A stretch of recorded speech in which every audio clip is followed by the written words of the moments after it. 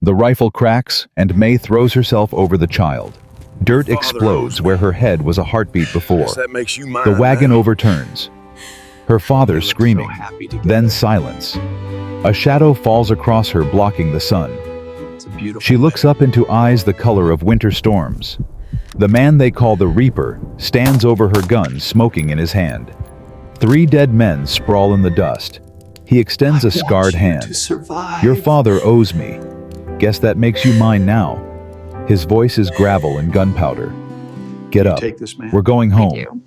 Before I take you into Mae's world, drop a comment telling me what city you're watching from.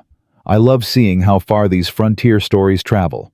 And hit that subscribe button because this journey gets darker before it gets lighter, and you won't want to miss a single moment of how a broken girl and a dangerous man forge something neither of them saw coming. Mae's knees pressed into hard dirt. Splinters from the wagon dug into her palms. Her ears rang from the gunshot, but through the ringing, she heard her father's voice.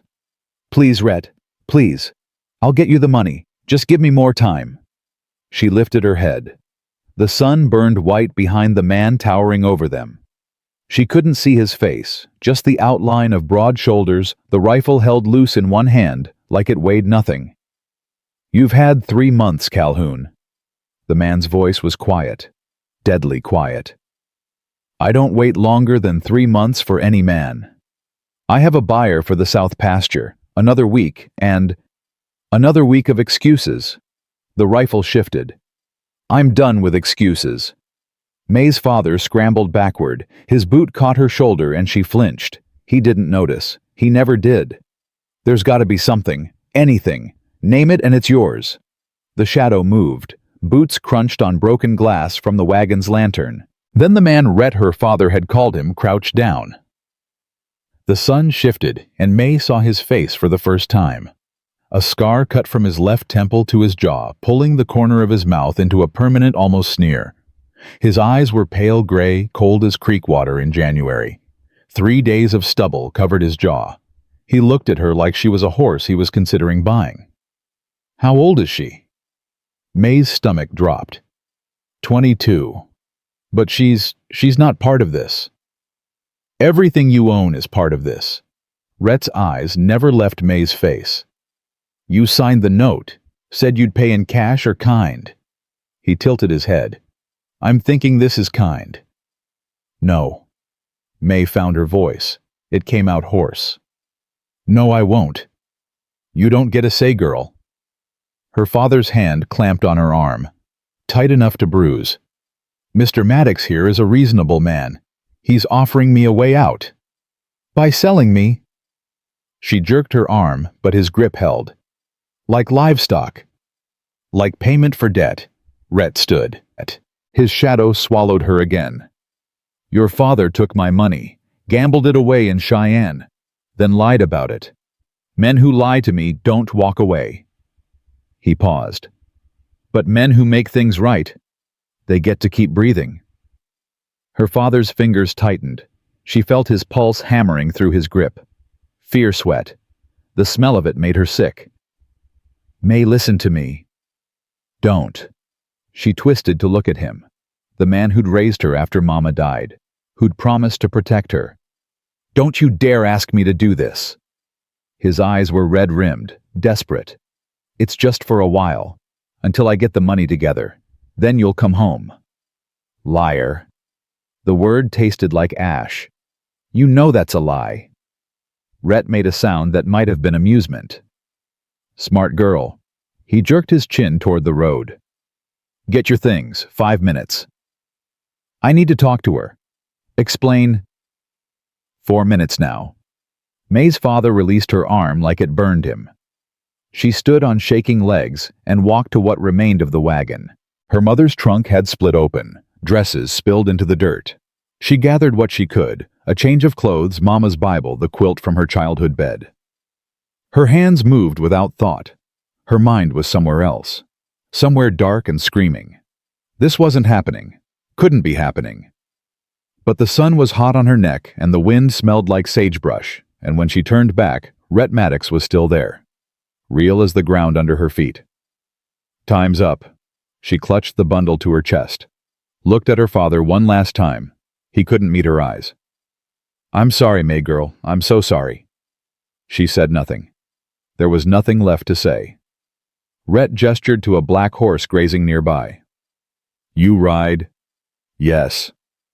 Good, keep up or get left behind. He swung into his saddle with easy grace. Mae approached the horse slowly. It was a gelding 17 hands at least, with a white blaze down its face. It watched her with dark, intelligent eyes. His name's Ghost. Rhett's voice came from above. He won't throw you unless you're stupid. She tied her bundle behind the saddle and mounted. The horse shifted under her but held steady. She gathered the reins and looked back one last time. Her father stood in the wreckage of the wagon shoulders, bent a man who'd traded his daughter's future for his own skin. Let's go. Rhett turned his horse toward the mountains. We've got 15 miles before dark. They rode in silence. The land stretched empty and gold on all sides. Grassland rolled toward distant peaks, still capped with snow. Hawks circled overhead. Ghost's hooves beat a steady rhythm on the hard-packed trail. Mae's mind raced. She could run. Wait until they stopped for water, then bolt. But where would she go? Back to her father. To the town that watched her mother die of fever and did nothing. She had no money, no friends who'd risk Rhett Maddox's anger to shelter her. She was trapped. You're thinking loud. Rhett spoke without turning. I can hear it from here. She said nothing. You're wondering if you can run, if you can get away. Her hands tightened on the reins. Answer's no. He glanced back. The scar pulled tight when he moved. I track for a living. You wouldn't make it a mile. So I'm a prisoner. Your payment for a debt. Same thing. He pulled his horse to a stop. She had to rein in beside him or ride past. She stopped. Not the same thing. His eyes locked on hers. Prisoner implies I'd chase you. Truth is you run, you're on your own. There's Sioux hunting parties to the north, outlaws to the east, and winter coming in hard from the west. Give you 3 days before something gets you. She lifted her chin. Maybe I'd prefer that. Maybe. He studied her. But I don't think so. You've got survivor's eyes. You'll bend before you break. You don't know me. Don't need to. He turned his horse back to the trail. I know your kind. Backbone made of iron. Too stubborn to quit even when quitting's smart. They rode on. The sun crawled across the sky.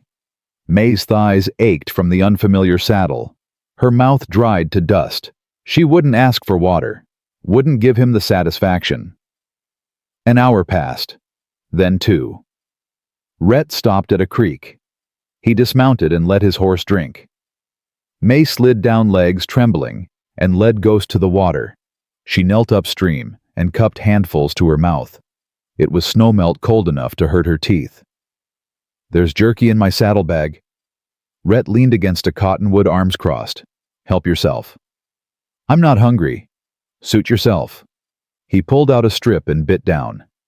But we won't stop again until we're home. She watched him chew. Her stomach cramped with hunger, but she'd starve before she took anything from him.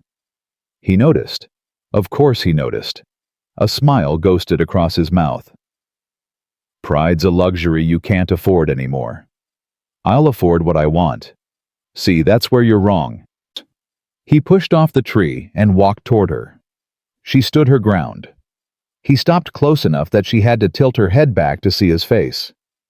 You don't get wants anymore. You get what I give you. Food, shelter, clothes. His voice dropped. Mercy if you earn it. Her heart hammered. And what do I have to do to earn mercy? Obey. Like a dog. Like someone who knows her place.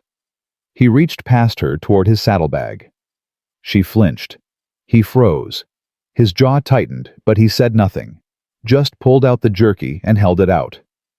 Eat. She took it. Hated herself for taking it. Bit down and tasted salt and smoke and defeat. Better. He returned to his horse. Mount up. We're losing light. The ranch appeared as the sun touched the mountains. A sprawling collection of buildings nestled in a valley, main house, barn, bunkhouse, corrals. Cattle dotted the hillsides. The house was timber and stone, 2 stories with a wide porch and smoke curling from the chimney. 3 men waited in the yard. They straightened when Rhett rode in. Their eyes went to Mae, and something passed between them. Not lust. Something darker. Pity, maybe. Boss? The oldest one, gray-haired and lean, stepped forward. Didn't expect you back with company. Calhoun settled his debt. Rhett dismounted. This is Mae. She'll be staying. Staying, like she had a choice. The gray-haired man tipped his hat. Name's Garrett, ma'am. Foreman here. Mae nodded. Couldn't speak past the tightness in her throat. Get her things to the house. Rhett's voice cut through her spiraling thoughts. She'll take the room at the end of the hall. Yes, sir.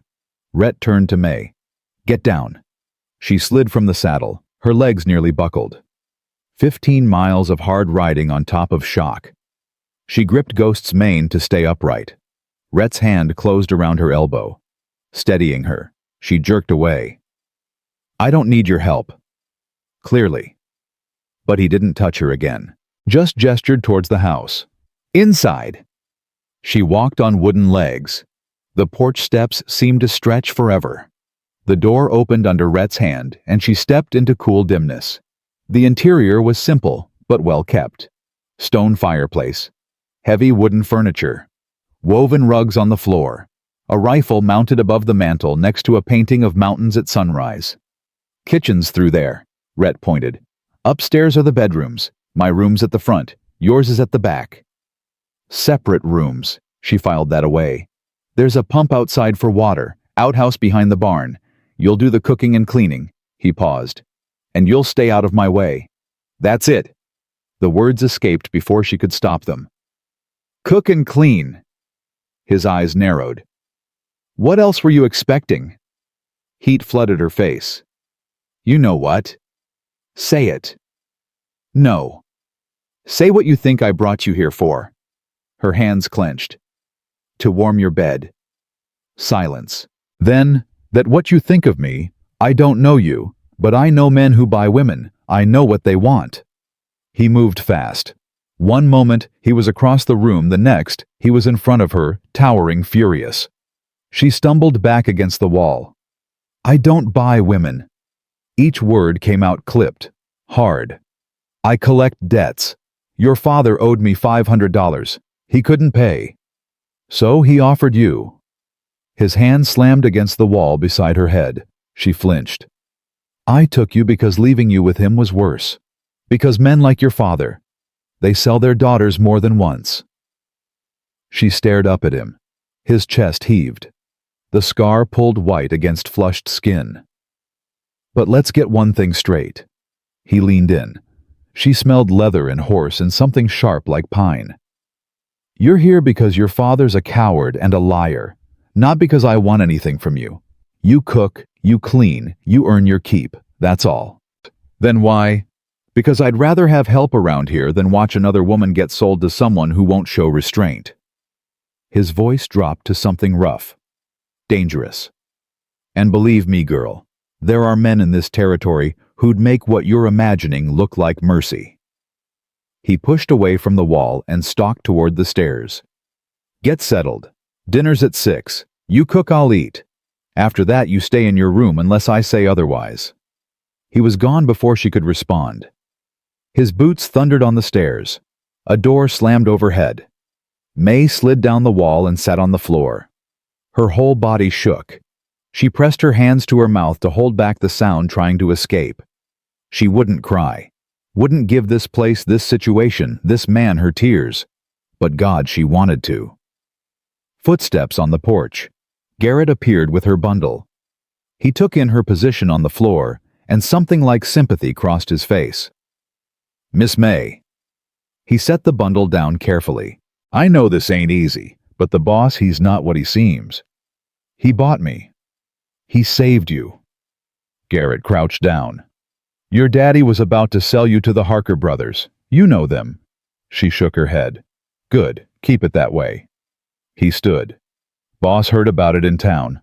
Rode out to intercept. Whatever he paid your father, it was more than them brothers would have. And he brought you here instead of. He stopped. Just trust me, ma'am. This is the better outcome. He left her alone. Mae sat in the dimness until the shaking stopped. Then she picked up her bundle and climbed the stairs. The hall was narrow. 3 doors. The one at the end stood open. Her room was small. A bed, a chair, a washstand. A window overlooking the valley. Clean sheets on the bed. A quilt folded at the foot. She set her things down and went to the window. The sun had nearly set. The mountains burned gold and crimson. The ranch spread below, peaceful in the dying light. Somewhere in the house, floorboards creaked. Rhett moving around his room. Her captor. Her savior. She didn't know which. She unpacked slowly. Hung Mama's dresses in the narrow wardrobe. Set the Bible on the washstand. Spread the quilt on the bed. These small actions, these familiar rituals steadied her. At 6, she went downstairs. Found the kitchen through the door Rhett had indicated. It was larger than expected. Cast iron stove. Thick table. Shelves lined with supplies, flour, sugar, coffee, canned goods. She could work with this. She built up the fire and started coffee. Found potatoes in a bin and began peeling. The knife felt good in her hand. Solid. Real. Footsteps behind her. You cook. Rhett's voice. She didn't turn. My mother taught me. Good. A pause. I don't expect fancy, just edible. You'll get what you get. She heard something that might have been amusement. Then he was gone. She fried potatoes and salt pork, made biscuits, set the table. When everything was ready, she called up the stairs. Food's ready. He came down, sat at the table without comment, filled his plate, ate. She sat across from him, picked at her food. Her appetite had vanished. You need to eat. He didn't look up. Tomorrow's going to be hard. Why? Because you're going to learn how this ranch works, and I don't tolerate weakness. I'm not weak. Now he did look up. His eyes were unreadable. We'll see. They ate in silence. When he finished, he stood, carried his plate to the basin, and headed for the door. Rhett. He stopped, turned. She forced herself to meet his gaze. What do you want from me, really? For a long moment he said nothing. Then, I want you to survive. Why? Because I'm tired of burying people. He opened the door. Get some sleep. Dawn comes early. He left her alone in the kitchen with the dishes and the dying fire, and more questions than answers. She cleaned up slowly, washed the plates and forks, banked the fire, climbed the stairs to her room, lay on the bed in her clothes, staring at the ceiling. Tomorrow. She'd face tomorrow when it came. Tonight she just needed to breathe. To remember she was still alive, still hers, no matter what her father had done. The house settled into silence. Outside, coyotes yipped in the distance. The wind picked up, rattling the window. Mae closed her eyes. Survived the first day. However many more stretched ahead, she'd survive those too. She had no other choice. Dawn came cold and gray. Mae woke to someone pounding on her door. Up, now! Rhett's voice cut through the wood. She sat up, disoriented. Her body ached from yesterday's ride. The room was still dark except for pale light seeping through the window. I said now. She stumbled to the door and opened it. He stood in the hallway, already dressed, hat in hand. Get changed. Meet me in the barn. 5 minutes. I need to... 4 minutes now. He was gone before she could finish. She dressed quickly in her oldest clothes, splashed water on her face from the basin. Her hands shook as she braided her hair. Not from fear, from anger. She wasn't his servant to order around like, except she was. That was exactly what she was. The thought made her stomach turn. She found the barn easily enough. Light spilled from the open doors. Inside, Rhett stood with Garrett and two other men gesturing toward a map spread across a workbench. The north fence needs replacing before the snow comes. Take Johnson and start there. He looked up as Mae approached. You're late. You said 5 minutes. I said 5 minutes 10 minutes ago. She bit back a response. Arguing wouldn't help. He folded the map and turned his full attention to her. You ever work livestock? Chickens. Some. That'll do. He walked past her toward the back of the barn. She followed. They emerged into a yard where chickens scratched in the dirt. Feed them. Collect eggs. Clean the coop. When you're done, there's washing to do. That's it. For now. He started to walk away, then stopped. And Mae, she waited. Don't try to poison me. I've got a man who tastes everything first. He was joking. She thought he was joking, but his face gave nothing away. She spent the morning with the chickens. It was simple work, familiar. Her mother had kept chickens before the fever took her. Mae found the rhythm soothing scatter feed, watched them peck collect warm eggs from the boxes. When she finished, she found the washing. 2 large tubs sat behind the house. A pump stood nearby. She filled the tubs and started scrubbing. Shirts, trousers, linens. The lye soap burned her hands. The sun climbed higher, and sweat soaked through her dress. She was wringing out a shirt when boots crunched on gravel behind her. You missed a spot. She turned. Rhett stood there, arms crossed, eyes on the laundry. Where? The collar. Still has dirt on it. She looked at the shirt in her hands. The collar was clean. She'd scrubbed it twice. It's clean. Not clean enough. He stepped closer. Do it again. Her jaw tightened. It's clean. I don't pay for half-done work. You don't pay at all. The words escaped before she could stop them. You took me as payment, remember? His expression didn't change. Then I guess that means you work until I say the work is done, don't it? They stared at each other. The sun beat down. Somewhere a horse whinnied. Finally, Mae broke eye contact and plunged the shirt back into the water. Good choice. His voice was flat. Finish this, then start on dinner. I want it ready by 6. He walked away. Mae scrubbed the shirt until her knuckles bled. Dinner was beans and cornbread. She burned the cornbread. Not on purpose, but maybe a little on purpose. Rhett ate it without comment. When he finished, he pushed his plate away and looked at her. You're angry. No. Liar. He leaned back in his chair. You're angry because you think I'm working you like a mule, because your hands hurt and your back aches, and this ain't the life you planned. She said nothing. But here's what you need to understand. He leaned forward. Every person on this ranch works, from sunup to sundown. That includes me. You want to be treated fair? Then you work fair. No special treatment because you're a woman. No excuses because life dealt you a bad hand. My father sold me. I know. And you expect me to just accept it, to work myself to the bone for a man who what? His voice went quiet, dangerous. Who saved you from worse? Who's giving you a roof and food and a place to sleep where you won't wake up to some drunk trying to climb on top of you? The words hit like a slap. That what you think I should be grateful for not being raped. I think you should be smart enough to know the difference between hard work and cruelty. He stood. But maybe you're too busy feeling sorry for yourself to see it. He left her sitting at the table. The beans congealed on her plate. She stared at them until they blurred. That night she lay awake listening to the house creak. Her hands throbbed. Her shoulders ached. But worse than the physical pain was the hollow feeling in her chest. He was right. She knew he was right. This could be worse, so much worse. But it still felt like dying.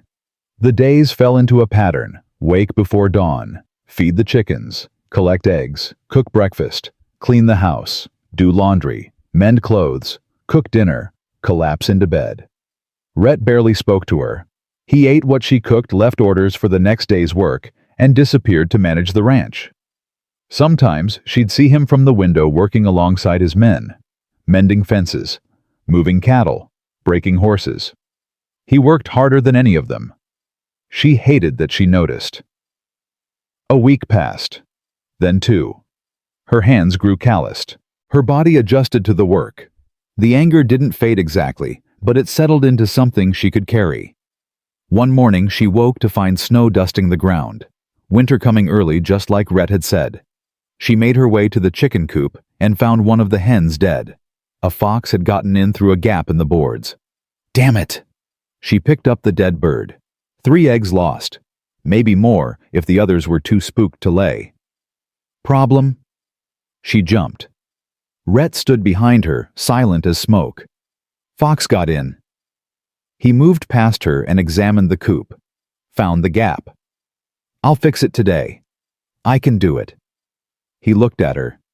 You know how to mend a coop. My father taught me. Before he... She stopped. Before. Rhett studied her for a long moment. Then he nodded. Tools are in the barn. Boards too. Don't waste materials. He walked away. Mae stood there surprised. He was trusting her to do it right.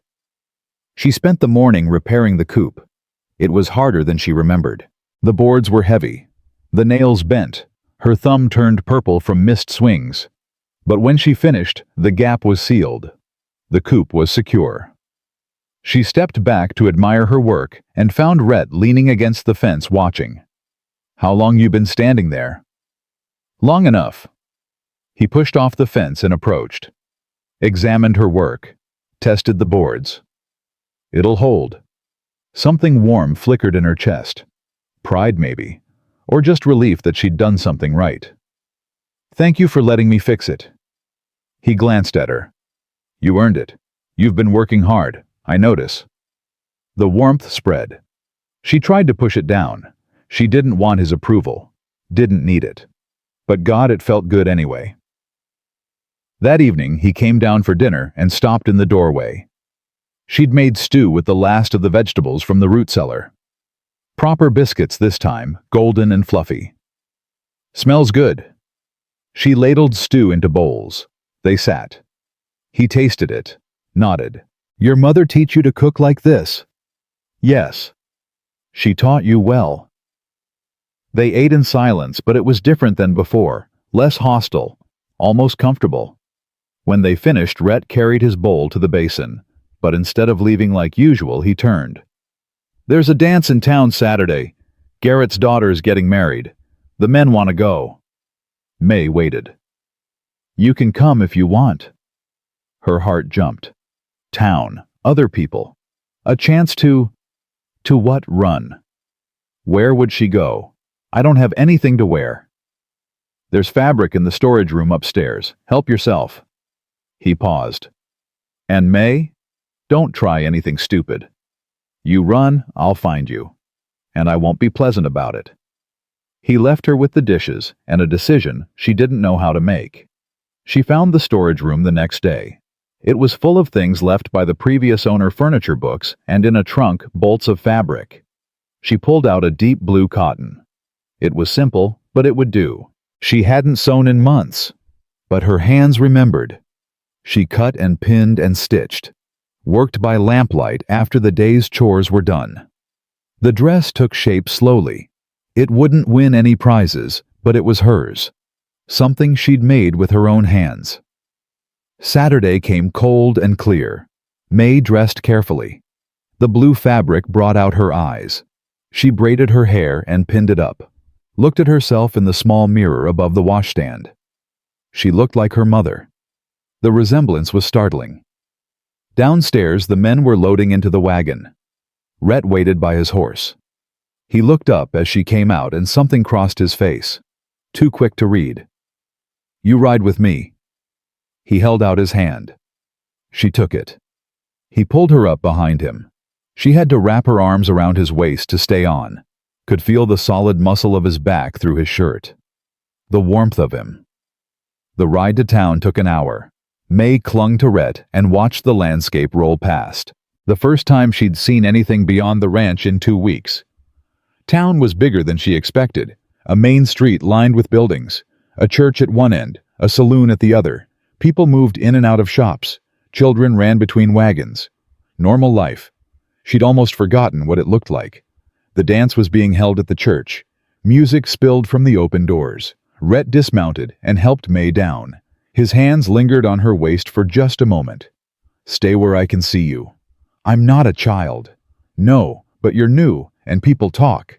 He guided her toward the church with a hand on her lower back. "Let them think what they want, but don't give them ammunition." Inside, the church had been transformed. Tables lined the walls. A small band played in the corner. Couples filled the floor, spinning and laughing. Mae felt a sharp pang of longing. Her mother used to love dancing. "Boss?" Garrett appeared grinning. "You made it. And Miss Mae, you look lovely." "Thank you." "Come meet my daughter. She'll be glad for the female company." He led her away. Mae glanced back at Rhett. He nodded once. Permission. Garrett's daughter was a pretty girl with kind eyes. Her name was Sarah, and she was marrying a rancher from the next valley over. She folded Mae into the group of women without hesitation. "It's good to meet you. Pa said you've been working hard at the ranch." "Trying to?" "Rhett's a fair man. Demanding, but fair." Sarah squeezed her hand. "You'll do fine." The women talked about recipes and weather and babies. Normal conversation. Mae drank it in like water. But she was aware always of Rhett across the room. He stood with a group of men listening to their conversation but watching her, making sure she was safe, or making sure she didn't run. The music shifted. A waltz. Couples moved to the floor. "You should dance." Sarah nudged her. "I don't have a partner." "Sure you do." Sarah grinned and waved. "Rhett." Mae's stomach dropped. "No, I don't think." But he was already crossing the room. He stopped in front of her and held out his hand. "Dance with me." It wasn't a request. She took his hand and let him lead her to the floor. He placed one hand on her waist, took her other hand in his. They began to move. He danced well. Better than she expected. His steps were sure, his lead confident. She followed without thinking. "You're stiff." His voice was low. "Relax."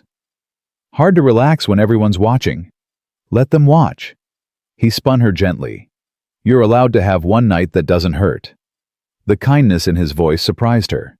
She looked up and found him watching her with something like concern. "Why are you being nice to me?" "I'm always nice." "No, you're not. You're hard and demanding, and you work me until I can barely stand." His jaw tightened. "That's because I need to know you can handle this life, that you won't break when things get harder." Things can get harder. "Winter's coming.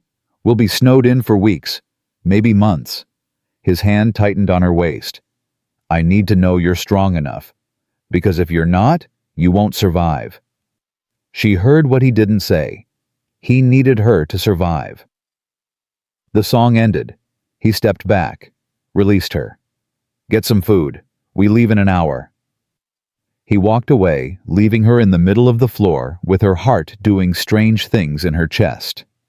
She found the food table and filled a plate, stood against the wall and watched the dancers. A man approached, young, handsome, with an easy smile. "You're new in town." "Just visiting?" "Visiting Rhett Maddox."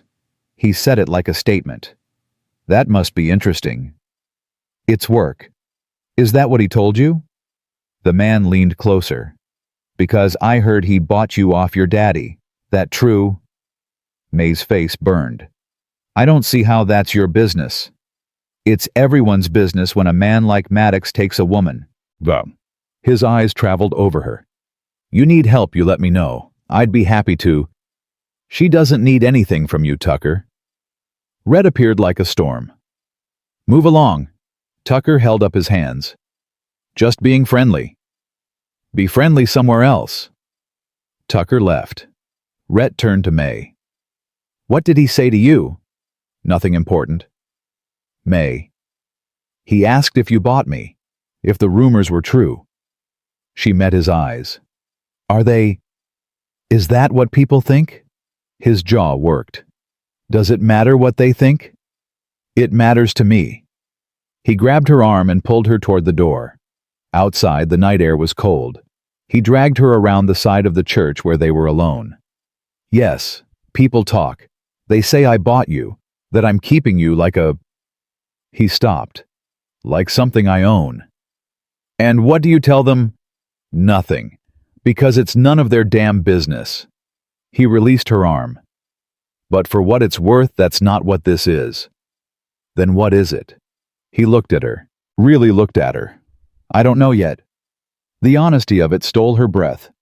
They stood in the darkness, the music muffled behind them. Mae shivered. Rhett shrugged off his coat and draped it over her shoulders. We should go. It hasn't been an hour. I don't care. He started toward the horses. I'm done with this town and its goddamn gossip. She followed, wrapped in his coat. It smelled like leather and smoke and something else. Something that made her feel safe despite everything. The ride home was silent. Mae clung to Rhett's back and thought about what he'd said. I don't know yet. Neither did she. But something was changing. Had been changing since that first morning when he'd let her fix the coupe. She was starting to see him. Not as her captor. Not as the man who'd taken her from her father. As just a man. Complicated and hard, and maybe possibly worth understanding. Back at the ranch, he helped her down from the horse. His hands lingered again. Thank you for tonight.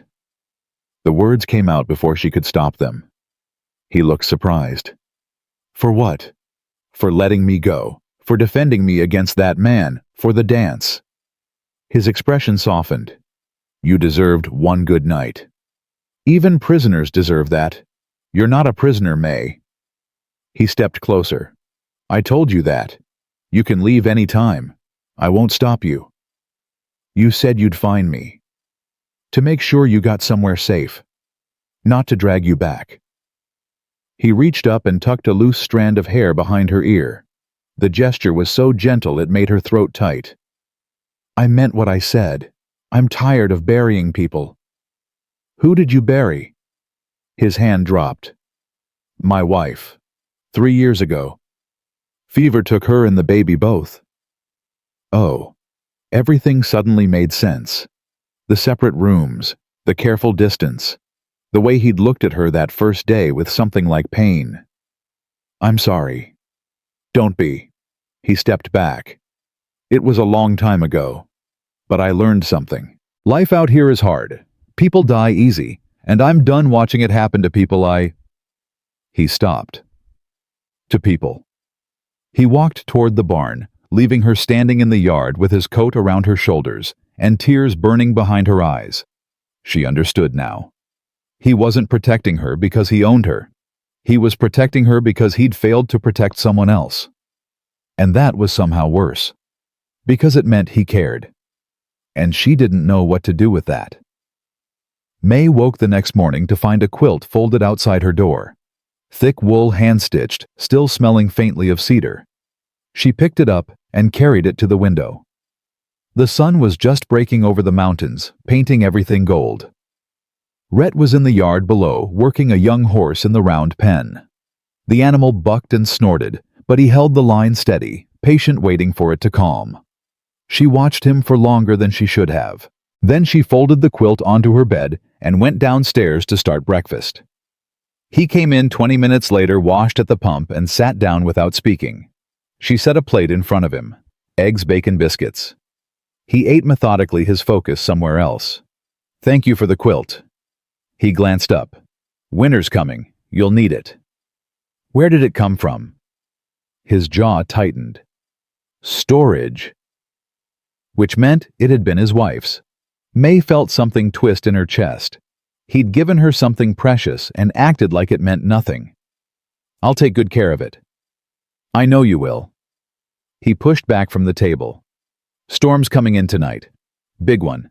I need you to help prepare. What do you need? Everything that can blow away needs to be secured.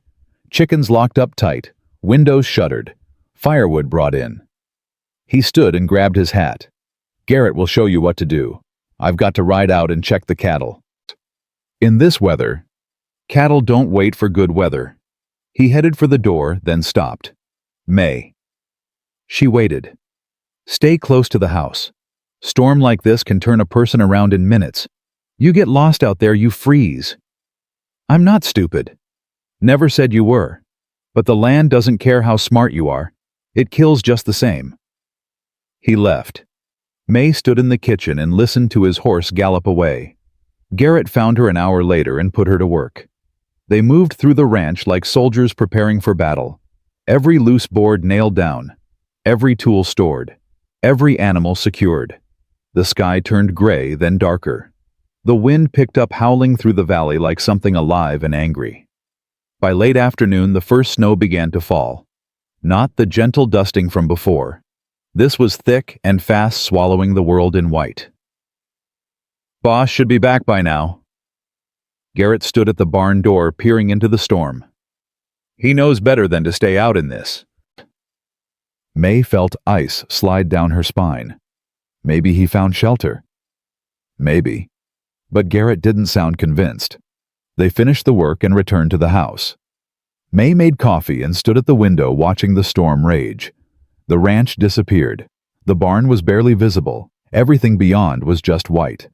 Darkness fell. Still no Rhett. I'm going out. Garrett pulled on his heavy coat. You'll die out there. Better than letting the boss die. He looked at her. Keep the fire going. If we're not back by morning, ride to the Harper Ranch east of here. Tell them what happened. Garrett. But he was already gone, swallowed by the storm. Mae stood alone in the house. The wind screamed outside. Snow piled against the windows. She fed the fire and paced and tried not to imagine Rhett frozen somewhere in the dark. Tried not to care. But she did care. God help her, she cared. Hours passed. The clock struck midnight. Mae pulled the quilt around her shoulders and sat by the fire. If she went to sleep, she might not hear them return. Might not be there to help if they needed her. So she stayed awake. Waited. Prayed to a God she wasn't sure was listening. The sound came around 2 a.m, pounding on the door. Mae jumped up and ran, threw it open. Garrett stumbled in, supporting Rhett. Both men were covered in snow ice, crusted on their eyebrows and beards. Rhett's lips were blue. Get him by the fire. Garrett's voice was rough. Now. They dragged Rhett to the hearth. He was shaking so hard his teeth chattered. Mae grabbed blankets from the couch and wrapped them around him. What happened? Horse threw him into a ravine, broke through ice into a creek. Garrett peeled off his own coat. Found him trying to climb out. Another hour, and he'd be dead. Mae's hands shook as she built up the fire. Rhett's eyes were unfocused. He mumbled something she couldn't understand. We need to get him out of these wet clothes. Garrett looked at her. Can you do that while I get more blankets? She nodded. Garrett disappeared upstairs. Mae knelt in front of Rhett. His fingers were stiff, unresponsive. She had to work each button on his shirt. When she finally got it open, his skin was like ice, pale and cold and wrong. Come on. She pulled the shirt off his shoulders, started on his belt. Don't you dare die on me. You hear me, Rhett Maddox? Don't you dare. His eyes focused on her face. Mae, I'm here. Cold. I know. We're going to warm you up. She got his pants off and wrapped him in dry blankets. Garrett returned with more. They cocooned Rhett until only his face showed. He needs warmth. Garrett's expression was grim. Body heat. It's the only thing that'll bring his temperature up fast enough. Mae understood what he was asking. She looked at Rhett's pale face, at the way his whole body trembled, at the man who'd given her shelter and demanded nothing but work in return. Go get some rest. She met Garrett's eyes. I'll take care of him. Garrett hesitated, then nodded. Thank you, Miss Mae. He left them alone. Mae added more wood to the fire until it roared. Then she crawled under the blankets with Rhett, pressed herself against his freezing body. He was so cold it hurt to touch him. But she held on. "You're going to be fine." She wrapped her arms around him. "Just hold on." His shaking gradually lessened. His breathing evened out. After what felt like hours, he finally spoke. "You stayed." "Where else would I go? Could have let me die. Taken a horse. Been free." The words hit her like a punch. "Is that what you think of me?" "Don't know what to think of you." His voice was weak but steady. "You confuse me. Join the club." He shifted against her. His arm came around her waist, pulling her closer. "Why'd you wait up?" "Because Garrett told me to keep the fire going." "Liar." She was quiet for a long moment. Then so softly she barely heard herself. "Because I was worried." His hand tightened on her waist. "Worried about me? Don't let it go to your head." She felt him smile against her hair. Too late. They lay there while the storm raged outside. Mae listened to his heartbeat, strong and steady under her ear. She should move, should put distance between them. This was too close, too intimate. But she didn't move. Neither did he. Somewhere in the darkness before dawn, they both fell asleep. Mae woke to pale light filtering through the windows. The storm had passed. Everything outside was buried under 3 feet of snow. She was still wrapped around Rhett. His breathing was deep and even, his skin warm against hers. She needed to move before he woke up, before this became something neither of them could take back. But his arm tightened around her. "Don't." His voice was rough with sleep. "Not yet." "Rhett." "Please." The word was so quiet she almost missed it. "Just a few more minutes." So she stayed. Let herself have this moment of warmth and closeness with a man who'd been nothing but distance and demands. A man who'd almost died last night. A man whose heartbeat under her palm felt like the most important thing in the world. Finally he released her. She sat up and immediately felt the cold. He pushed himself upright, wincing. "How do you feel?" "Like I got trampled by a horse and drowned in a creek." He looked at her. "Thank you." "For what?" "For keeping me alive. Garrett found you. But you stayed." His gray eyes held hers. "You could have run. Could have taken everything and left me to freeze. But you stayed." "I told you." "Where would I go?" "Anywhere." He reached out and touched her face. His fingers were warm now, gentle. "You could go anywhere. But you stayed." Her breath caught. His thumb traced her cheekbone. She should pull away, should remind him that she was here because her father sold her, that this wasn't real, but it felt real. "Rhett." Her voice came out whisper soft. "What are we doing?" "I don't know." His hand slid into her hair. "But I'm tired of pretending I don't want you here. You said I was just paying off a debt." "I lied." He leaned closer. "I wanted you here from the first moment I saw you. Scared and defiant with dirt on your face and fire in your eyes." "That's not—" "Let me finish." His forehead touched hers.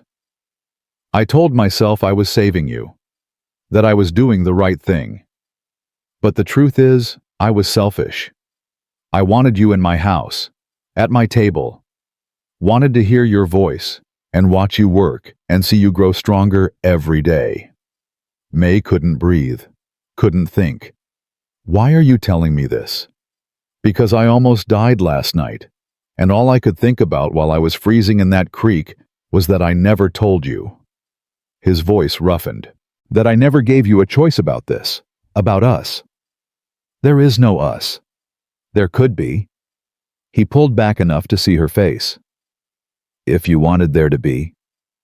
Her heart hammered. "You're not thinking straight. You nearly froze to death. You're confused." "I've never been more clear about anything in my life." His hands framed her face. I want you, Mae. Not as payment for a debt, not as hired help, as my partner, my equal, my wife if you'll have me. The word wife hit her like a lightning strike. You're insane. Maybe. He smiled. It transformed his face, made him look younger, less haunted. But I mean it. I can't. She stumbled to her feet. This is crazy. Why? Because you bought me. Because my father sold me like livestock. Because none of this is real. It's real to me. He stood slowly, keeping the blanket wrapped around him. Every moment, every day, every time you look at me like I'm more than what I seem. Stop. No. He took a step toward her. I'm done hiding what I feel. I love you, Mae Calhoun. Have since the moment you stood up to me in this very room. She backed away. You don't love me. You don't even know me. I know you're strong, brave, kind, even when you have every reason to be bitter. Another step. I know you fixed the chicken coop by yourself and burned cornbread out of spite. I know you worry about the chickens, and you sleep with your mother's Bible under your pillow. Tears burned her eyes. Stop it. I know you stayed up all night waiting for me, even though you could have left. I know you held me while I was dying and didn't let go. He stopped in front of her. I know you, Mae. Better than you think. This isn't fair. No, it's not. His voice gentled. None of this is fair, but it's what we have. And I'm asking you. I'm begging you to give us a chance. She looked up at him, at the scar cutting across his face, at the gray eyes that had been so cold and were now burning with something that made her chest ache. What if I can't? The words came out broken. What if I can't forgive what happened? What if every time I look at you, I remember that my father sold me? Then I'll spend every day for the rest of my life making you forget. He reached for her hand. She let him take it. I can't change how this started, but I can change where it goes. How? By giving you what your father never did. A choice. He brought her hand to his lips. Stay with me. Not because you have to, because you want to. Build a life here, with me, as my equal in all things. And if I say no, his eyes held hers. Then I'll give you money and a horse and you can ride out of here tomorrow. I won't stop you, won't follow you. You'll be free. Just like that. Just like that. His thumb stroked over her knuckles. But Mae, I'm hoping with everything in me that you'll say yes.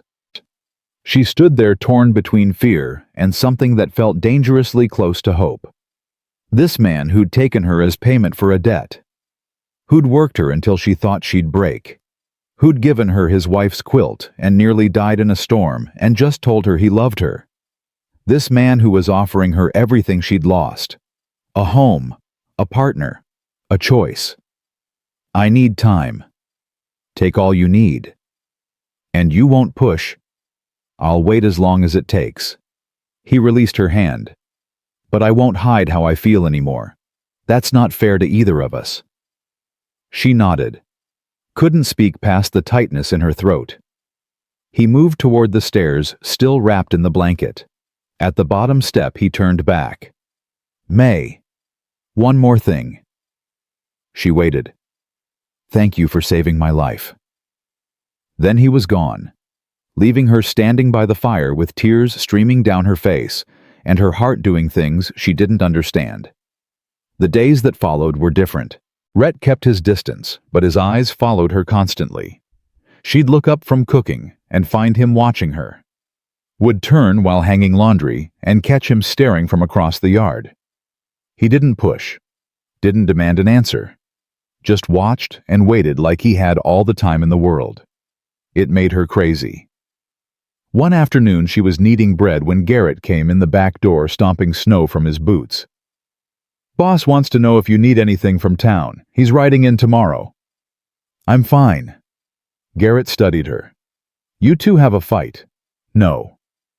Then why's he walking around looking like someone shot his dog? And why are you beating that doe like it owes you money? Mae stopped kneading, looked down at her hands. They were shaking. He told me he loves me. Garrett was quiet for a moment. Then, and I don't know what to do with that. Do you love him back? I don't know. She slumped against the counter. How can I love someone who bought me, who owns me? He doesn't own you, Miss Mae. You know that. Everyone else thinks he does. Who cares what everyone else thinks? Garrett pulled out a chair and sat. Look, I've worked for Rhett Maddox for 5 years. I knew his wife. Watched her die. Watched him nearly die right along with her. Mae turned to face him. After she passed, he shut down. Stopped talking. Stopped caring. Just worked until he couldn't stand, and then worked some more. Garrett's eyes were kind. I thought he'd work himself into the grave. Then you showed up. Because my father. Because the boss heard your father was selling you to men who'd hurt you, and he couldn't stand by and let it happen. Garrett leaned forward. He paid 3 times what those men were offering, brought you here, and for the first time in 3 years, I saw him care about something other than surviving. Mae's throat tightened. I'm not telling you what to do. That's your choice, and yours alone. But I am telling you that man upstairs. He's good, he's honest, and he loves you enough to let you go if that's what you want. Garrett stood. Question is, what do you want? He left her alone with the question she'd been avoiding since the night of the storm. What did she want? She wanted safety. She had that here. She wanted purpose. The work gave her that. She wanted to be seen, to matter. And Rhett saw her, every day, every moment. He saw her strength and her fear and everything in between. He saw her, and he loved her anyway. The realization hit her like falling into cold water. She loved him back. When had that happened? When he'd given her the quilt? When he'd defended her at the dance? When he'd held her by the fire and thanked her for staying? Or maybe it had been building from the beginning. From the moment he'd told her to button her dress. From every careful distance he'd kept. From every day he'd proven he was more than the transaction that brought her here. She was in love with Rhett Maddox, and she had no idea what to do about it. That evening she made his favorite meal, roast chicken potatoes gravy. She set the table carefully, put on the blue dress from the dance. When he came down, he stopped in the doorway. What's the occasion? No occasion. She gestured to the table. Sit. He sat slowly watching her like she might bolt. She served the food and sat across from him. They ate in silence. The tension was thick enough to cut. Finally Rhett set down his fork. Mae, whatever you're thinking. I've made a decision. His whole body went still. All right. I want to stay. His breath rushed out. Relief and something else crossed his face. You do? Yes, but on my terms. Name them. She took a breath. I'll stay as your partner, equal in all things, not as your wife, not yet. I need time to figure out what that means. Anything else? You don't get to order me around like hired help anymore. If you want something, you ask. Done. And you have to tell me about her, your wife. I need to know who I'm following. His jaw tightened, but he nodded. Fair enough. And one more thing. She met his eyes. You have to be patient, because I'm still scared, still angry about how this started, and I don't know how long it'll take me to get past that. I'll wait as long as it takes. He reached across the table. She put her hand in his. Thank you. For what? For giving us a chance. She squeezed his hand. Don't make me regret it. I won't. His voice was rough with emotion. I promise you, Mae. I won't. That night she lay in bed and listened to him move around in his room. The distance between them felt different now. Not like a wall, like a bridge waiting to be crossed. She pulled the quilt up to her chin and let herself imagine what it might be like. To cross that bridge. To let herself love him completely. to choose him the way he'd chosen her. Maybe someday soon she would. But for tonight, knowing she'd stay was enough. The snow melted slowly over the next weeks.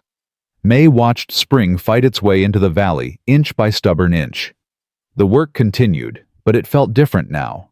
Lighter somehow, like she'd put down a weight she hadn't realized she'd been carrying. Rhett kept his promise. He asked instead of demanded, worked beside her instead of ordering from a distance. And every evening after dinner they sat by the fire, and he told her about Emma. She was small, barely came up to my shoulder. He stared into the flames. But she was fierce. Stood up to me the first day we met, told me my boots were tracking mud in her daddy's store. Mae smiled despite herself. Love at first sight. More like annoyance at first sight, but it grew into something. He glanced at her. She wanted to come west, said the city was suffocating her. So we came out here with nothing but a wagon and a dream. What happened to her? His jaw tightened. Fever. She was pregnant, 6 months along. The fever took her fast. 3 days from fine to... He stopped, swallowed hard. I couldn't save her. Couldn't save either of them. Mae reached across the space between their chairs and took his hand. He gripped it like a lifeline. I'm sorry. I buried them on the hill behind the house, under the big oak. Emma loved that tree. His voice was rough. For a year after, I didn't care if I lived or died. Worked myself near to death trying to forget. But you didn't die. No, Garrett wouldn't let me. A ghost of a smile crossed his face. He dragged me back from the edge more times than I can count, made me see that Emma wouldn't want me to give up. She sounds like she was something special. She was. He looked at Mae. But she's gone. And I learned the hard way that you can't live in the past. You can honor it, remember it, but you can't stay there. Mae understood what he was saying, what he was offering. A future that acknowledged the past without being trapped by it. Tell me more about her. So he did. Night after night he shared pieces of Emma. The way she sang while she cooked. How she loved thunderstorms. The sound of her laugh. Mae listened and learned, and found herself grateful for the woman who'd loved him first. Who'd taught him how to be gentle despite his size. How to be patient despite his nature.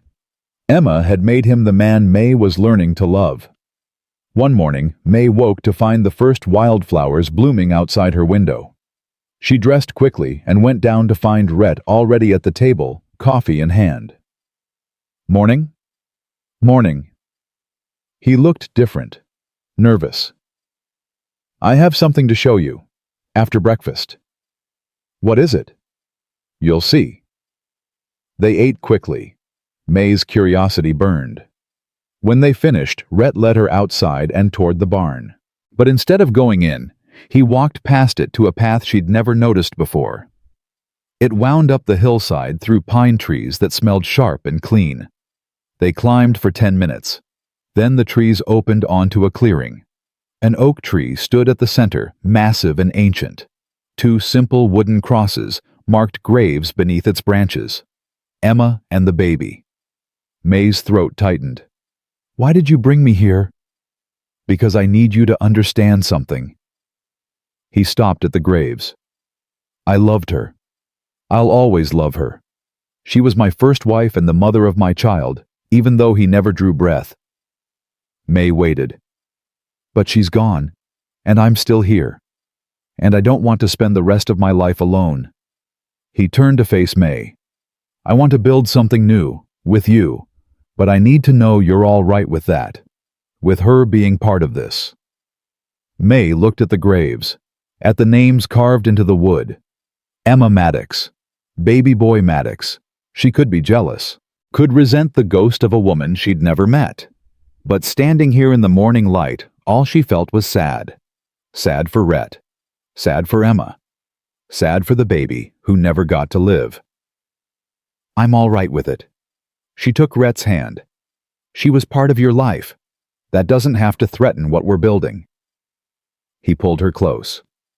His arms came around her, and she let herself lean into him, They stood like that for a long time, the wind moving through the oak leaves above them. "Thank you." His voice rumbled against her ear. "For understanding. Thank you for trusting me enough to bring me here." They walked back to the ranch hand in hand. Something had shifted. A barrier had come down. Mae felt it in the way he looked at her, in the way her heart jumped when his fingers tightened around hers. The days grew warmer. The ranch came alive with spring. Calves were born. The garden needed planting. Mae threw herself into the work with new energy. This wasn't just surviving anymore. This was building something that might actually last. One afternoon she was planting beans when a wagon rolled into the yard. Mae straightened and shaded her eyes. A woman climbed down, older, gray-haired, wearing a dress that had seen better days. "Hello?" Mae called. The woman turned, her eyes widened. "Mae? Mae Calhoun." Mae's stomach dropped. She knew that voice. "Mrs. Patterson." "Good Lord, child. I heard you were out here, but I didn't believe it." Mrs. Patterson hurried over. She'd been the teacher in Mae's hometown, a kind woman who'd tried to help after Mama died. "Are you all right? When your father said he'd—" She stopped, looked around. "Is it true? Did he sell you to Rhett Maddox?" Mae's face burned. "It's complicated." "Complicated?" Mrs. Patterson's expression hardened. "There's nothing complicated about a father selling his daughter. That's called slavery, even if the law doesn't see it that way." "It's not like that." "Then what is it like?" Mae opened her mouth to explain and realized she didn't know how. How could she explain that yes, her father had sold her, but also Rhett had saved her? That she was here by choice now. That she was maybe possibly falling in love with the man who'd bought her. It sounded insane, even in her own head. "I'm safe here. I'm treated well. That's all that matters." Mrs. Patterson studied her. "You say that like you believe it." "I do believe it." "Then why do you look scared?" Before Mae could answer, Rhett emerged from the barn. He took in the scene in one glance and crossed the yard quickly. "Mrs. Patterson, didn't expect to see you out here." "I'm checking on my former student." The older woman's voice was cold. "Making sure she's not being mistreated." "She's not." "I'd like to hear that from her." "Then ask her." Rhett looked at Mae. "Tell her the truth. Whatever you want to say it. I won't stop you." Mae felt both their eyes on her, felt the weight of the moment. She could tell Mrs. Patterson everything, could ask for help, could leave this place and never look back. Or she could tell the truth. "I'm staying because I want to." The words came out steady. "Sure. Not because I have to. Rhett's given me a choice, and I'm choosing this." Mrs. Patterson's expression softened. "Oh, honey, are you sure?" "I'm sure." "Because if he's forcing you to say this, he's not." Mae stepped closer. "I know how it looks. I know what people say. But the truth is, my father was going to sell me to men who would have hurt me. Rhett paid more to keep that from happening. He brought me here, and he's treated me with respect and—" She stopped, swallowed hard. "And I care about him." Rhett's head snapped toward her. She couldn't look at him. Not yet. Mrs. Patterson was quiet for a long moment. Then she nodded. "All right. If you say you're happy here, I'll believe you. But Mae—" She took Mae's hands. "If that ever changes, you come find me. You hear, you'll always have a place with me." "Thank you." Mrs. Patterson climbed back into her wagon. "Take care of her, Mr. Maddox. She deserves better than what life's given her so far." "I know." Rhett's voice was rough. "I'm trying." They watched the wagon roll away. When it disappeared over the hill, Rhett turned to Mae. "Did you mean it?" "Mean what?" "That you care about me." Mae's heart hammered. She'd said it. Out loud. In front of a witness. There was no taking it back now. "Yes." He closed the distance between them in 2 strides.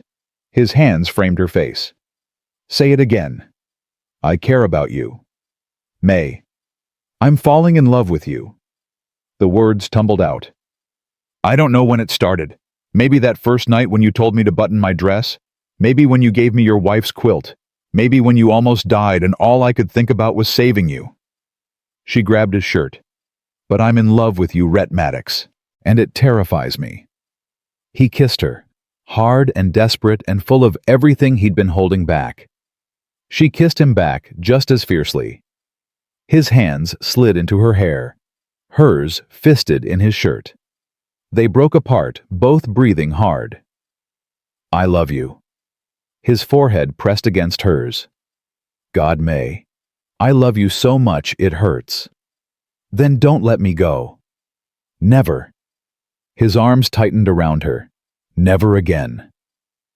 They stood in the yard holding each other, and Mae felt something settle in her chest.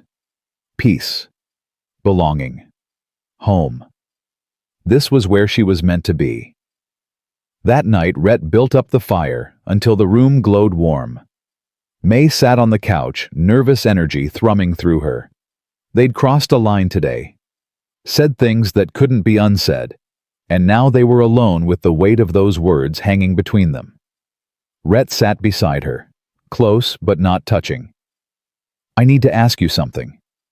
All right? When you said you'd stay as my partner, not my wife, do you still feel that way? Mae's breath caught. I don't know. That's fair. He took her hand.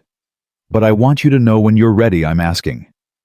I want to marry you proper, with a preacher and witnesses. Want to give you my name and my life and everything I have. Rhett. But only when you're ready, I won't push. He brought her hand to his lips. Just needed you to know where I stand. Mae looked at him, at the scar cutting across his face, at the gray eyes that had been so cold and now burned with warmth, at the man who'd saved her and then let her choose him back. What if I'm ready now? He went still. What? What if I'm tired of waiting? She shifted closer. What if I want to be your wife, not someday, now? Mae, you don't have to. I know I don't have to. I want to. She cupped his face. I love you, and I don't want to waste any more time being scared of that. His hands trembled as they covered hers. You're sure? I've never been more sure of anything. He kissed her again, softer this time. Reverent. Like she was something precious that might break. When he pulled back, his eyes shone. Tomorrow. I'll ride into town tomorrow and bring back a preacher. Tomorrow. She smiled. I'll be ready. They sat by the fire until it burned low. Rhett held her and told her about plans for the ranch, about expanding the herd, about building a proper barn, about the future they'd have together. Mae listened and added her own ideas. The garden could be bigger. They could get chickens that laid better. Maybe a milk cow. Small dreams. Practical dreams. The kind of dreams that built a life. When the fire finally died, Rhett walked her to the stairs. At the bottom, he caught her hand. Mae. She turned. Thank you for choosing me. Thank you for being worth choosing. She climbed the stairs and went to her room. Lay in bed with her mother's quilt pulled up to her chin. Tomorrow, she'd be married. Tomorrow, she'd become Mae Maddox. The thought should have terrified her, but instead, she felt only joy. Rhett rode out at dawn. Mae watched him go, then threw herself into preparing.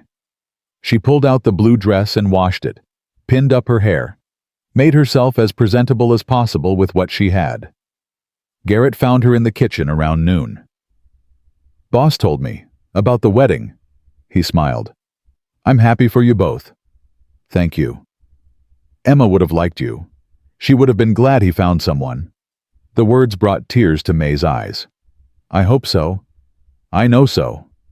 Garrett patted her shoulder. Now what can I do to help? They spent the afternoon making the house ready. Garrett brought in wildflowers and arranged them in jars. Mae baked bread and a small cake. The other ranch hands heard the news and pitched in cleaning and organizing until the place gleamed.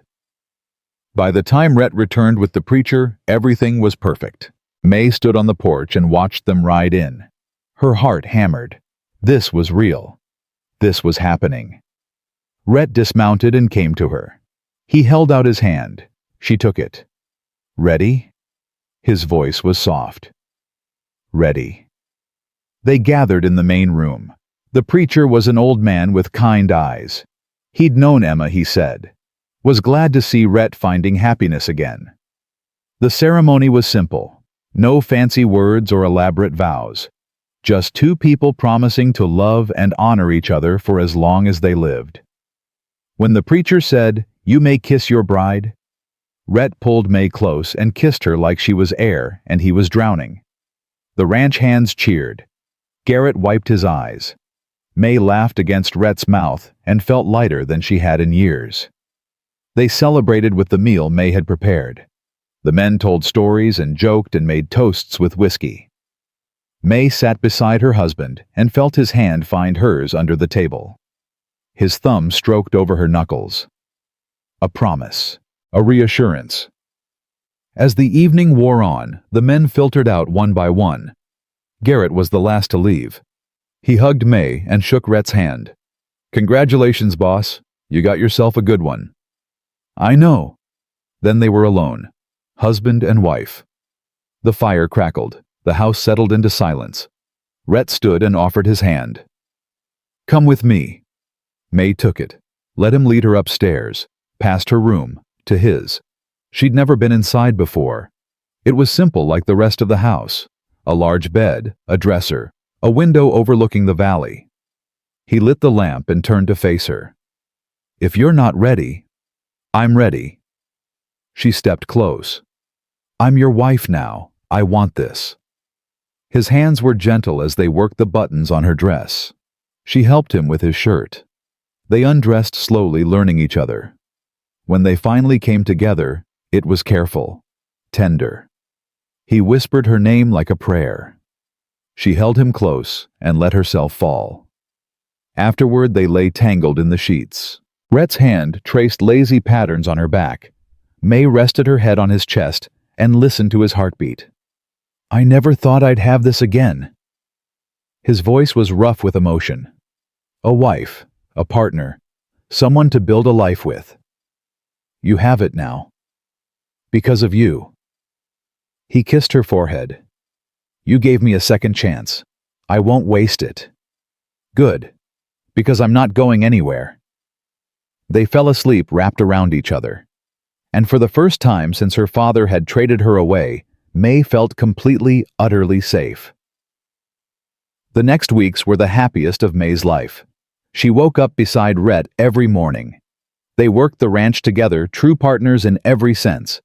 And every night they came back to each other, built something that was theirs and theirs alone. But happiness on the frontier was never guaranteed to last. One afternoon, Mae was hanging laundry when she saw riders approaching. 3 men on horseback. She didn't recognize them, but something about the way they moved made her stomach tighten. "Rhett!" she called toward the barn. "We have company." He emerged, took one look at the riders, and his expression went hard. "Get inside." "Who are they?" "Trouble. Go. Now." Mae ran to the house, grabbed the rifle from above the door like Rhett had taught her, positioned herself at the window where she could see but not be seen. The riders stopped in the yard. The leader was a big man with a cruel face. He smiled when Rhett approached, but there was no warmth in it. "Maddox, been a while." "Not long enough, Harker." Rhett's voice was cold. "What do you want? Heard you got married to the Calhoun girl." Harker's eyes swept the property. "That's interesting, considering we had first claim on her." Mae's blood turned to ice. The Harker brothers, the men her father had almost sold her to. "You lost your claim when I paid more." Rhett's hand moved to his gun. "Now get off my land." "Not so fast." Harker dismounted. His brothers followed. "See, we paid good money for information on that girl, tracked her daddy down, made him an offer. He agreed. Then you swooped in and stole what was ours." "She's not property to be stolen." According to the law, she's whatever we say she is. Her daddy signed a contract. Harker pulled a paper from his pocket.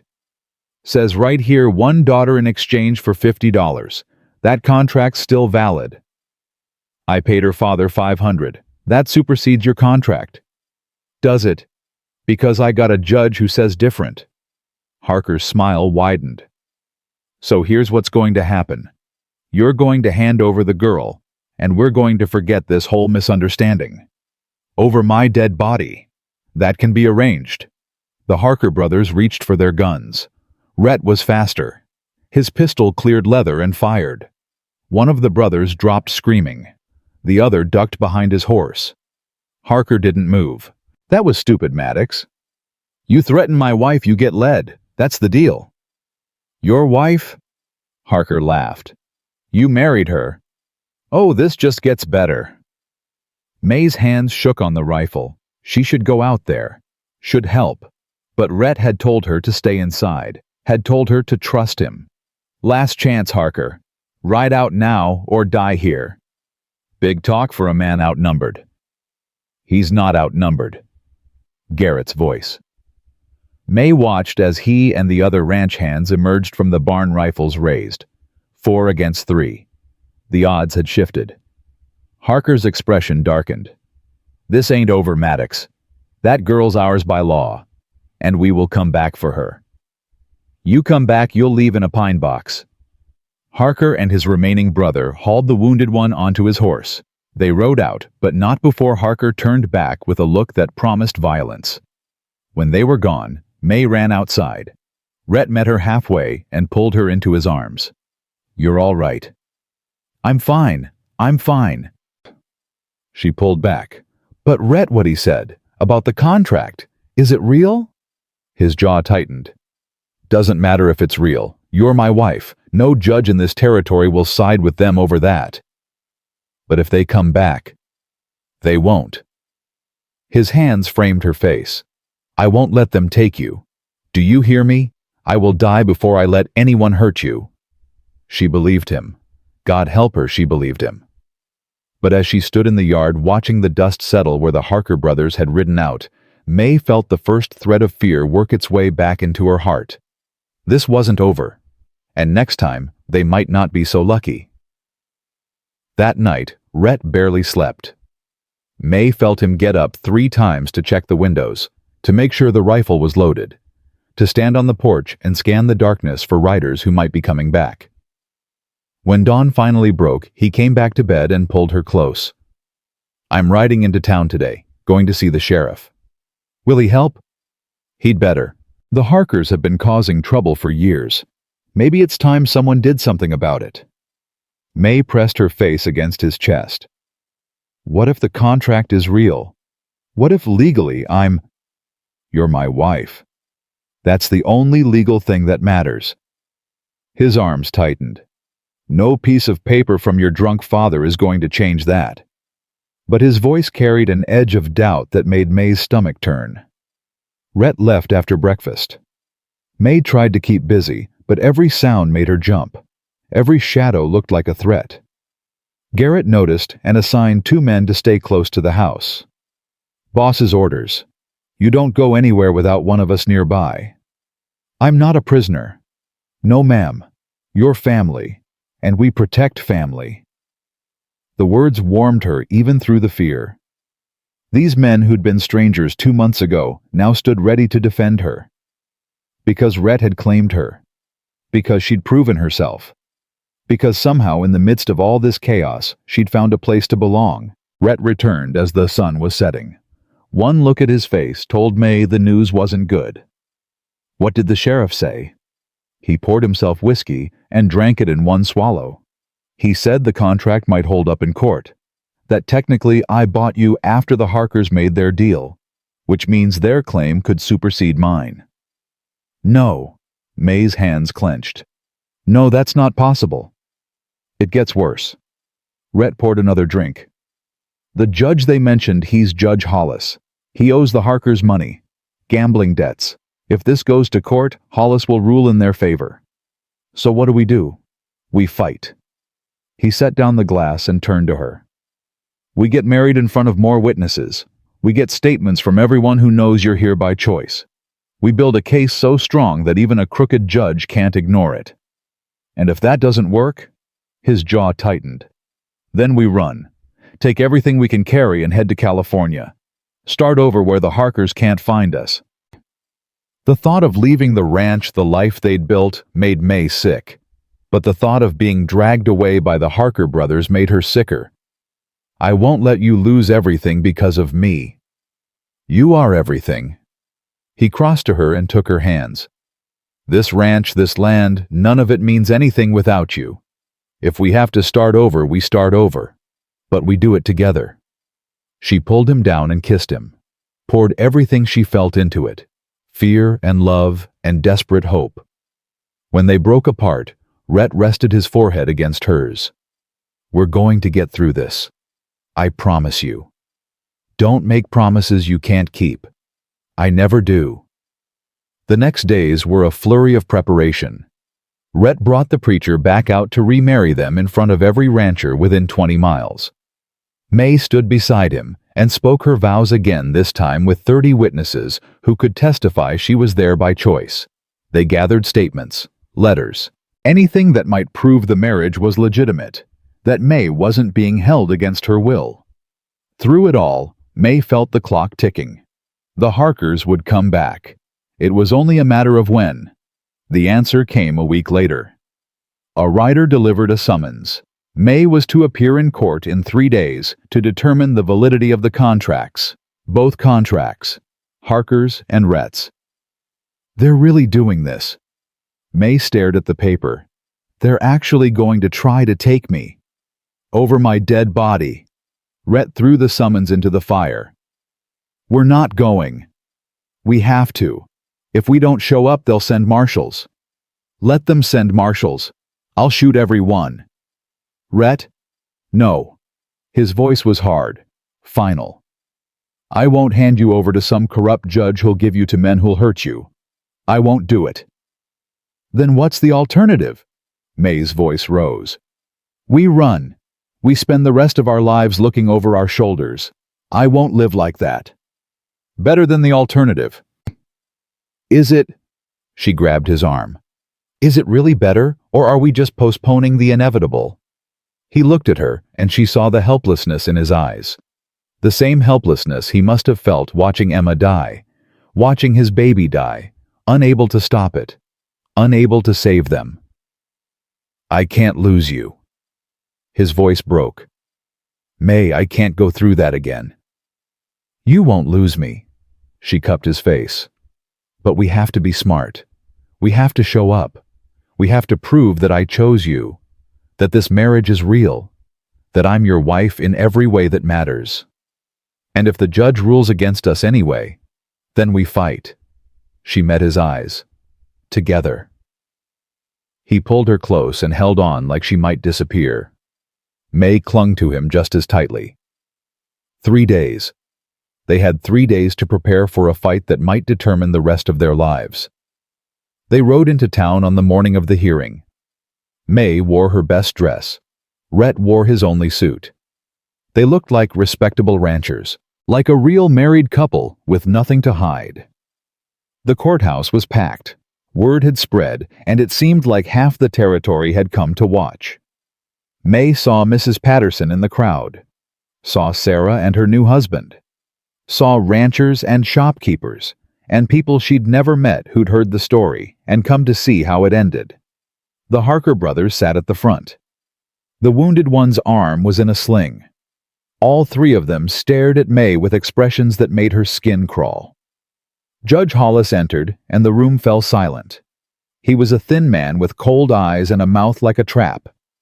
He looked at Mae, and she felt herself being assessed, judged, found wanting. We're here to determine the validity of 2 contracts.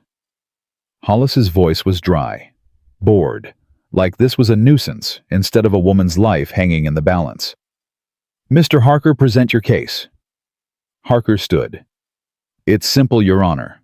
We paid Thomas Calhoun $50 for his daughter. We have a contract signed and witnessed. But before we could collect, Rhett Maddox interfered and took her for himself. Do you have this contract? Harker pulled out the paper. Hollis examined it, nodded. This appears to be in order. Mr. Maddox, what do you have to say? Rhett stood. I paid Thomas Calhoun $500 for the land and the settlement of all debts. Mae came as part of that agreement, but more importantly, she's now my wife. We were married legally with witnesses, and she's here by choice. So you say. Hollis looked at Mae. Young lady approached the bench. Mae stood on shaking legs and walked forward. Hollis studied her like a bug under glass. Did Rhett Maddox force you to marry him? No, Your Honor. Did he threaten you, coerce you in any way? No. Then why did you marry a man who bought you like livestock? The question hit like a slap. Mae felt the room's eyes on her, felt the weight of judgment. Because he saved me. Her voice came out stronger than she felt. My father was selling me to men who would have hurt me. Mr. Maddox paid more to keep that from happening. He brought me to his ranch and treated me with respect. He gave me a choice, and I chose him. A choice? Hollis's tone dripped skepticism. Or Stockholm Syndrome. I know my own mind. Mae lifted her chin. I love my husband. I married him freely, and no one has the right to take me from him. Hollis was silent for a moment. Then he looked at the Harkers. Do you have anything to add? Yeah. The leader stood. That girl was promised to us first. We have a contract that predates Maddox's. Law says first contract wins. He's right. Hollis tapped the papers. The Harker contract was signed 3 days before Maddox paid Calhoun, which means legally their claim takes precedence. The room erupted, shouts of protest. Rhett was on his feet, fury on his face. Mae felt the floor tilt under her. However, Hollis raised his voice, there's the matter of the marriage. Mrs. Maddox, as you call yourself, is now bound by matrimonial law to her husband. Breaking that bond would require an annulment, and I see no grounds for annulment here. Mae's heart jumped. So I can stay with Rhett? Not quite. Hollis smiled, and Mae's hope died. I'm ruling that the marriage was entered into under duress, and therefore is not legally binding. Mrs. Calhoun, as she legally remains, will be remanded to the custody of the Harker brothers as per the original contract. No. Rhett lunged forward. 2 men grabbed him. You son of a bitch, you can't do this. I just did. Hollis gestured to the bailiff. Take her into custody. The bailiff approached Mae. She backed away. No, please, you can't do this. It's the law, ma'am. The law is wrong. Mae's voice broke. Please, I'm begging you. Don't let them take me. Rhett fought against the men holding him. Mae, look at me. She met his eyes across the chaos. I will come for you. Do you hear me? I will find you. I will get you back. Mr. Maddox, if you attempt to interfere with this ruling, you'll be arrested. Hollis's voice was cold. The girl goes with the Harkers. That's final. The bailiff reached for Mae's arm. She jerked away. Don't touch me. Ma'am, don't make this harder than it has to be. Harder? Mae laughed, and it came out wild, broken. You're giving me to men who'll rape me, and you're telling me not to make it hard. The room went silent. Even Hollis looked uncomfortable. That's a serious accusation. It's the truth. Mae turned to face the crowd. Everyone in this room knows what the Harker brothers are, what they do to women, and you're going to stand there and let it happen because of a piece of paper. She saw faces in the crowd. Some looked away, some looked angry. But no one moved to help. Somebody do something. Mae's voice rose to a scream. Please, anyone. Mrs. Patterson stood. Your Honor, this is unconscionable. That girl deserves protection, not punishment. Sit down, madam, or I'll hold you in contempt. Other voices joined in. Protests, shouts. The courtroom descended into chaos, and in the middle of it all, the bailiff grabbed Mae's arm and dragged her toward the Harkers. Rhett roared and broke free from the men holding him. He threw a punch that dropped one, lunged for Mae, but more men piled on him, drove him to the ground. Rhett, Mae fought the bailiff, clawed and kicked and screamed. "Let me go! Let me go!" Harker grabbed her other arm. His fingers dug in hard enough to bruise. "Stop fighting, girl. You're ours now." "I'd rather die." "That can be arranged." He dragged her toward the door. His brothers followed, grinning. The last thing Mae saw before they pulled her outside was Rhett on the ground bleeding, screaming her name. Then the door closed, and she was in the street. The Harkers had horses waiting. They threw her onto one. Harker climbed up behind her. "Try to run, and I'll break your legs." Mae didn't respond. Couldn't respond. Her mind had gone somewhere else. Somewhere numb and cold, where she didn't have to feel what was happening. They rode out of town at a gallop. Mae heard shouting behind them, but it faded fast. Within minutes, they were alone on the open trail. "Boss is gonna enjoy breaking you in." The brother with the sling rode close. "Likes them feisty." Mae closed her eyes and prayed. Not for rescue. She'd learned long ago that prayers like that went unanswered. She prayed for strength, for courage, for the will to survive whatever came next. They rode for hours. The sun climbed and beat down. Mae's throat dried. Her body ached. But she didn't complain, didn't speak, just sat and waited and planned. They stopped at a creek to water the horses. Harker pulled Mae down and shoved her toward the water. "Drink. You're no good to us dead." She knelt and drank. The cold water cleared her head, gave her a moment to think. They were 3 men. She was 1 woman. She had no weapon, no way to fight. But she had to try. When Harker reached for her arm to pull her back, Mae grabbed a rock and swung, caught him in the temple. He went down with a curse. She ran, made it 10 steps before the other brother tackled her. They went down hard. Mae's head cracked against the ground and stars exploded across her vision. "Stupid bitch!" He flipped her over and hit her.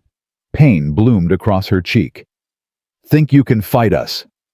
He raised his fist again. Mae braced for the impact. It never came. A gunshot cracked. The brother jerked and fell sideways. Dead. Mae scrambled back, looked up. Rhett stood 20 feet away, rifle raised. His face was a mask of fury.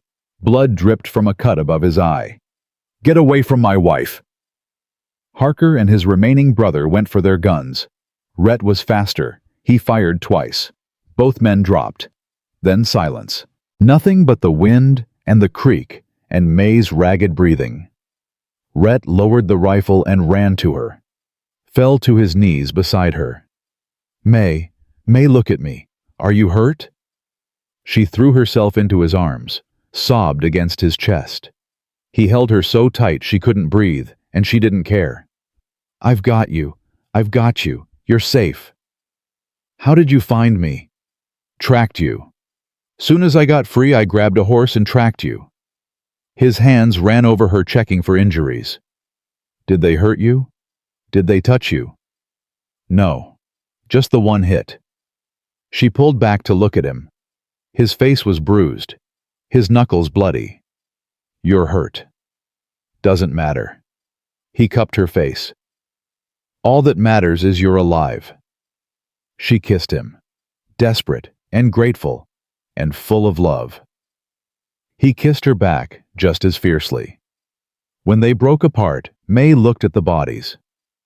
"What do we do now?" "We go home." Rhett stood and pulled her up. "And if anyone comes after us, we deal with them.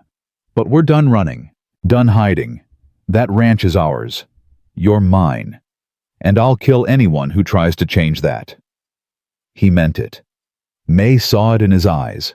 The absolute certainty. The willingness to burn the world down to keep her safe. "They'll say you murdered them."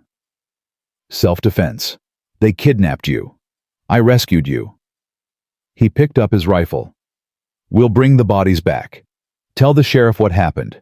And if Hollis has a problem with it, he can take it up with me."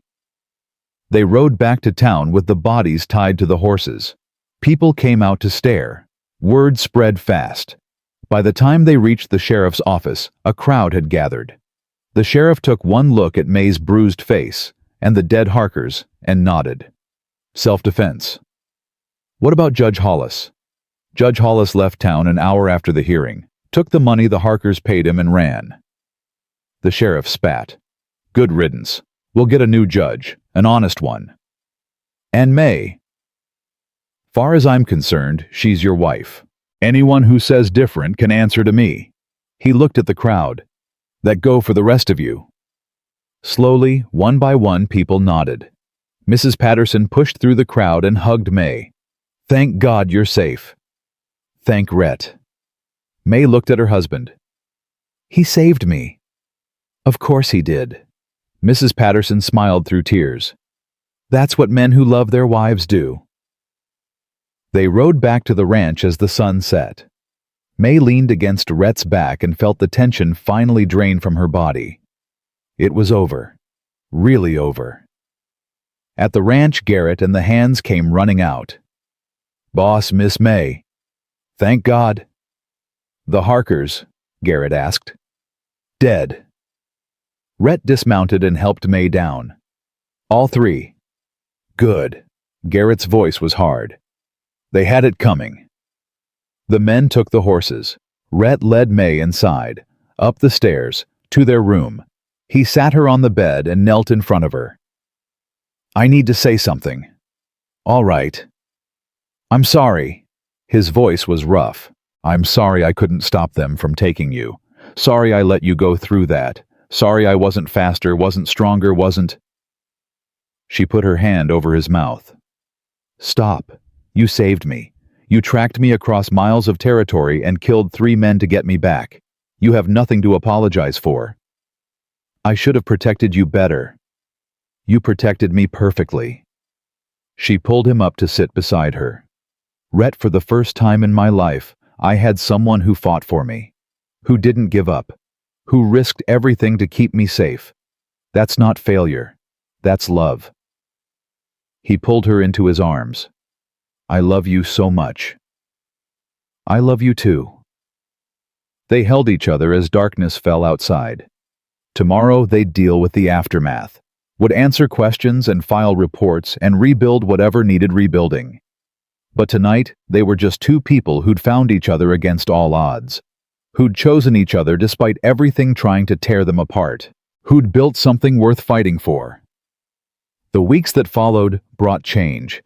A new judge came to town, one who actually cared about justice. He reviewed the case and ruled that Mae's marriage to Rhett was completely legal, that the Harker contract was void, that she was exactly where she belonged. The ranch prospered. Spring turned to summer. The cattle grew fat. The garden produced more than they could eat. Mae's chickens laid eggs faster than she could collect them. Life settled into a rhythm that felt right. One morning, Mae woke feeling sick. She barely made it outside before losing her breakfast. Rhett found her leaning against the porch railing, pale and shaking. What's wrong? I don't know. I feel awful. He studied her face. Then something shifted in his expression. Mae, when was your last monthly? She thought about it, felt her stomach drop. 6 weeks ago. Maybe 7. His eyes went wide. You think, I don't know. Maybe. She put a hand to her stomach. Is it possible? After all those nights? He laughed and pulled her close. Yeah, it's possible. They rode into town that afternoon. The doctor confirmed what they'd suspected. Mae was pregnant, about 8 weeks along. On the ride home, Mae couldn't stop smiling. Couldn't stop touching her stomach where a tiny life was growing. Rhett's child. Their child. You're happy. She looked at him. Happy doesn't begin to cover it. He reached over and took her hand. But I'm also terrified. Because of Emma. He nodded. I can't lose you, Mae. I won't survive it again. You won't lose me. She squeezed his hand. I'm strong. Stubborn. Remember, too stubborn to quit. Promise me anyway. I promise. She brought his hand to her lips. I'm not going anywhere. Not now. Not ever. The months that followed were a blur of preparation. They converted the small room next to theirs into a nursery. Mae sewed blankets and tiny clothes. Rhett built a cradle with his own hands, working late into the night to make it perfect. As her belly grew, Mae felt both excited and terrified. What if something went wrong? What if she couldn't do this? What if Rhett had been right to be scared? But every time the fear threatened to overwhelm her, Rhett was there, steady, strong, reminding her that they were in this together. When the labor pains started on a cold November morning, Rhett rode for the midwife. Mae tried to stay calm, but the pain was overwhelming. Worse than anything she'd imagined. The midwife arrived and took over. Rhett paced outside the room, looking like he might be sick. Mae could hear him through the door praying out loud. Please, please don't take her from me. I'll do anything. Just let her live. Hours passed. The pain built to a crescendo. Mae screamed and pushed and thought she might die. Then finally, blessedly, the baby came. A tiny cry filled the room. It's a girl. The midwife wrapped the baby and placed her in Mae's arms. A healthy baby girl. Mae looked down at the tiny red face and felt her heart crack open. This was her daughter, hers and Rhett's, living proof that something beautiful could come from the hardest beginnings. The door burst open. Rhett stood there, white as a sheet. Mae, I'm fine. We're both fine. She held up the baby. Come meet your daughter. He crossed the room in 2 strides, sat on the bed beside them, looked at the baby, and started crying. Mae had never seen him cry before, not even when he'd told her about Emma. She's perfect. He touched the baby's tiny hand. She's absolutely perfect. What should we name her? Rhett was quiet for a moment. Emma, after my first wife. And Rose, after your mother. Emma Rose Maddox. Mae's throat tightened. She'd love that. They both would. They sat together, the 3 of them, and watched the sun come up over the mountains. A new day. A new life. A new beginning, built on the ashes of everything they'd lost and everything they'd found. The years that followed brought more children. 2 sons who had Rhett's gray eyes and Mae's stubborn streak. The ranch grew, prospered, became one of the most successful in the territory. People who'd once whispered about how their marriage started eventually stopped caring. All they saw was a man who loved his wife, a woman who'd built a life from nothing, a family that worked together and thrived together. On their 10th anniversary, Rhett took Mae up to the oak tree where Emma was buried. They brought flowers and stood in silence for a moment. Thank you. Mae spoke to the grave. For teaching him how to love. For making him the man I fell in love with. For giving me the greatest gift of my life. Rhett's arm came around her waist. She would have liked you. I know, because you did. They walked back down to the ranch hand in hand. Their children were playing in the yard. Emma Rose, now 9, was teaching her brothers how to ride. Garrett watched from the porch, older now, but still keeping an eye on the family he'd helped build. Mae looked at it all. The life she'd never imagined having. The happiness she'd fought so hard to earn. The man who'd saved her and then let her save him right back. No regrets? Rhett asked softly. Not a single one.